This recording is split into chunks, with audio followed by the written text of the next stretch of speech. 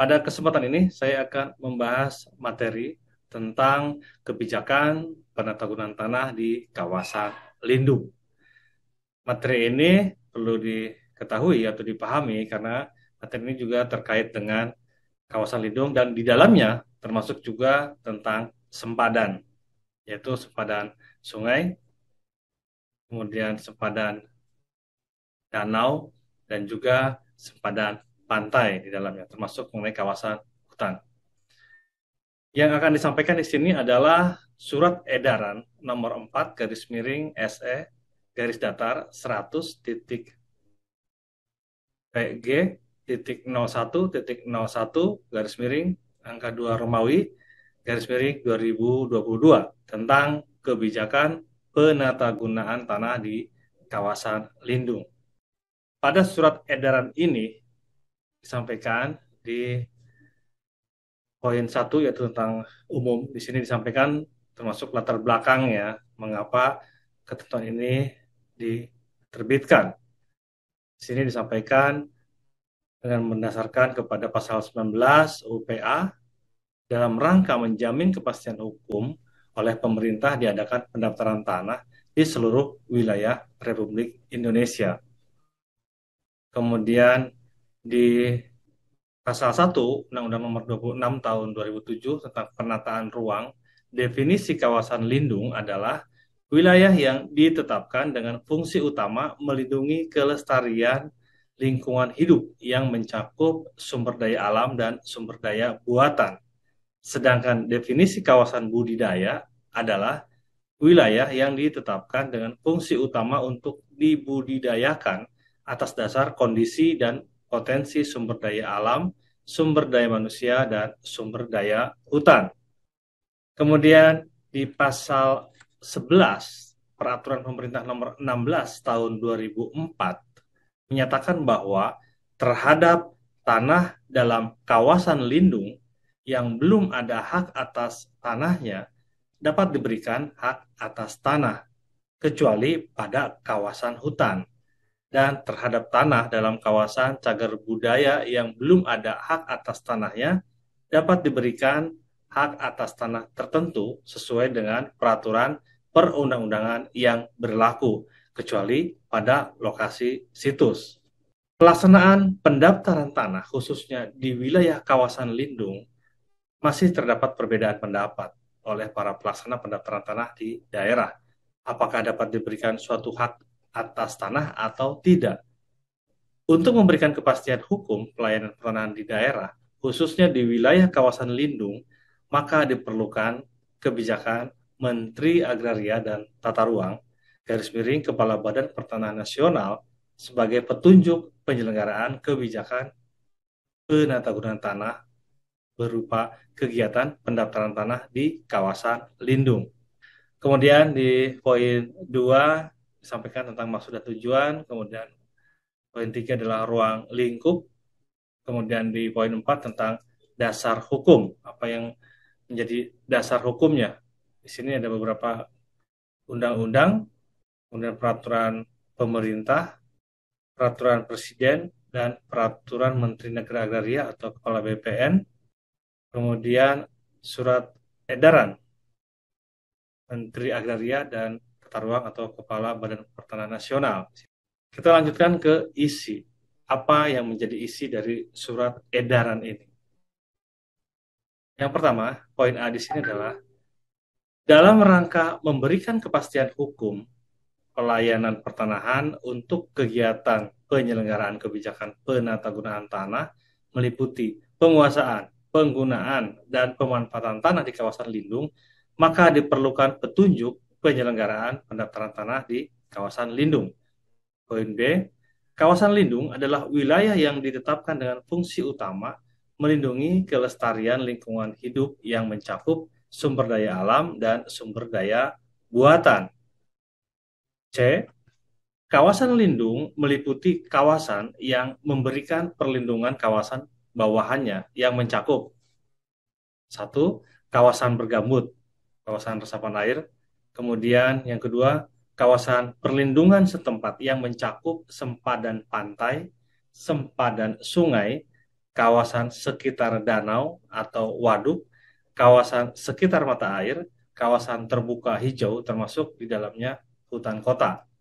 Kemudian kawasan suaka alam yang mencakup kawasan cagar alam, suaka marga satwa. Yang keempat adalah kawasan pelestarian alam yang mencakup taman nasional, taman hutan raya, taman wisata alam. Yang kelima adalah kawasan atau bidang tanah cagar budaya. Yang keenam, kawasan rawan bencana alam yang mencakup antara lain kawasan rawan letusan gunung berapi, gempa bumi, tanah longsor, serta gelombang pasang dan banjir.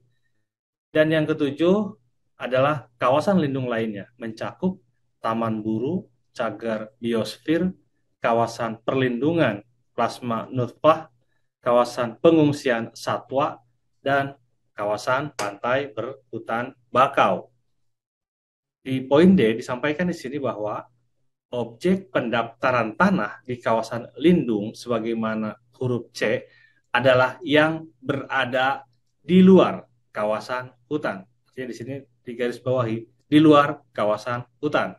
Dan di poin E, pendaftaran tanah di kawasan lindung meliputi pendaftaran tanah pertama kali dan pemeliharaan data pendaftaran tanah. Artinya di sini dimungkinkan untuk dilakukan kegiatan pendaftaran tanah pertama kali dan pemeliharaan data pendaftaran tanah. Selanjutnya di poin F.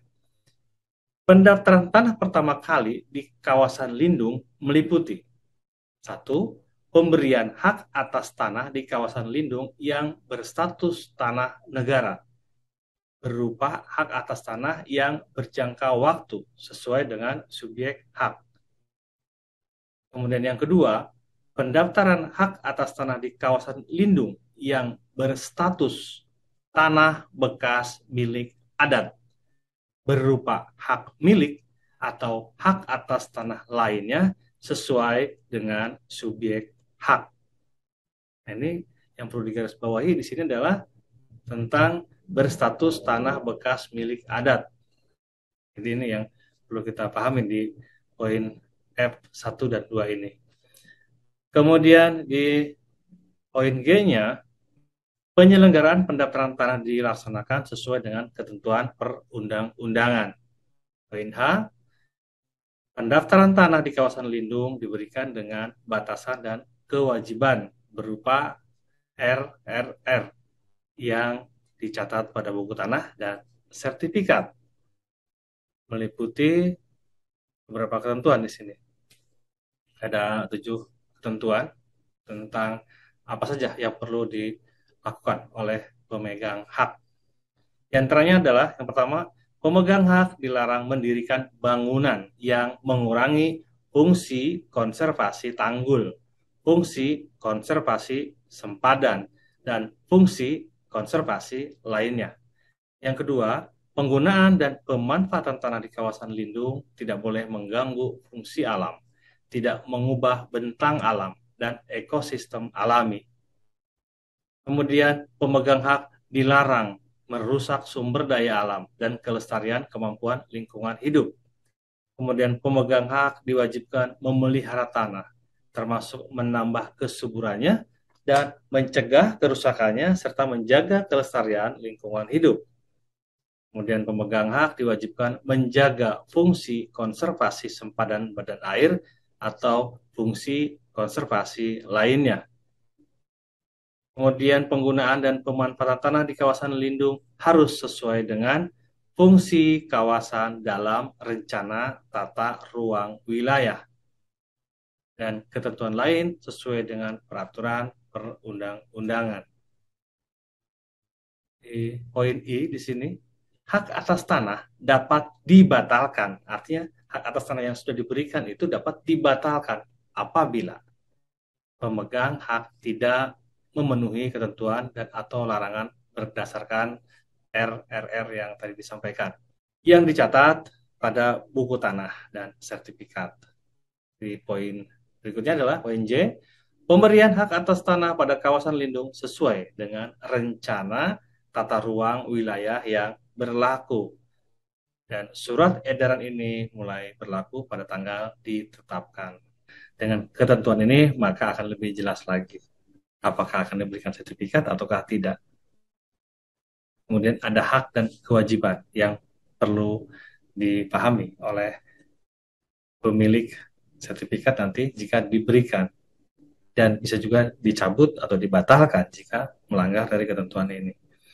Terima kasih atas perhatiannya dan semoga materi ini dapat bermanfaat. Assalamualaikum warahmatullahi wabarakatuh.